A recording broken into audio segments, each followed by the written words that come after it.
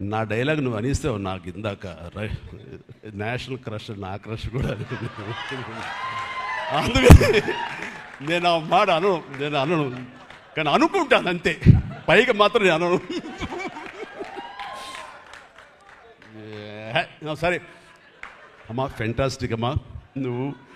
And ఇప్పుడు కదా తన ఫస్ట్ సినిమా హీరోయిన్గా వచ్చినప్పుడు ఆ సినిమాకి ఇలాగే నేను గెస్ట్గా వచ్చాను. ఆ రోజు నుంచి తనని అబ్జర్వ్ చేస్తుంటే నటనా పరంగా కానివ్వండి, తన ఇమేజ్ పరంగా కానివ్వండి, day by day film after film ఎక్కడికో వెళ్ళిపోయింది. ఇది నేషనల్ క్రష్ కాదు, ఇంటర్నేషనల్ క్రష్ అయిపోయింది అమ్మాయి. అండ్ గాడ్ బ్లెస్ యూ అమ్మా, నువ్వు ఎంత బాగా పెర్ఫామ్ చేస్తావంటే నేను చూస్తుంటే నీ కళ్ళు తప్ప ఇంకేమైనా అట్రాక్ట్ చేసుకోవు, కళ్ళు ఒకలా చూస్తుంటావు నేను. అండ్ ఆ కళ్ళతో ఏం పలికిస్తుంది ఎక్స్ప్రెషన్ అంటే ఇంకా అంత ఇంత కాదు. అండ్ ఈ సినిమాలో ఎంత నిడివి ఉంది, ఎంత లెంగ్త్ ఉంది క్యారెక్టర్ అనే దానికంటే ఎంత ఇంటెన్సిటీ ఉంది అంటే అందులో మాత్రం చూపించగలిగింది ప్రతిదీ.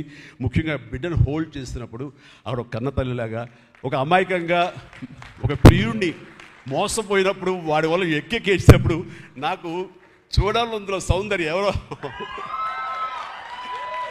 సౌందర్య వచ్చేసి అప్పారావు వస్తాడు ఇంకా కోసం వెయిట్ చేస్తానంటే పిచ్చమొహం అన్నట్టు ఫీలింగ్ వచ్చింది. అంత అమాయకురాలాగా ఉంది. అది మళ్ళీ ఇందులో కనిపించింది నాకు, ఆ సౌందర్య కనిపించింది ఆ క్యారెక్టర్ చేయడంలో.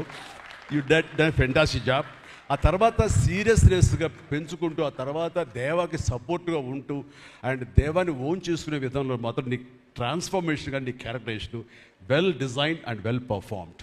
ఫెంటాస్టిక్ అమ్మా, ఫెంటాస్టిక్. అండ్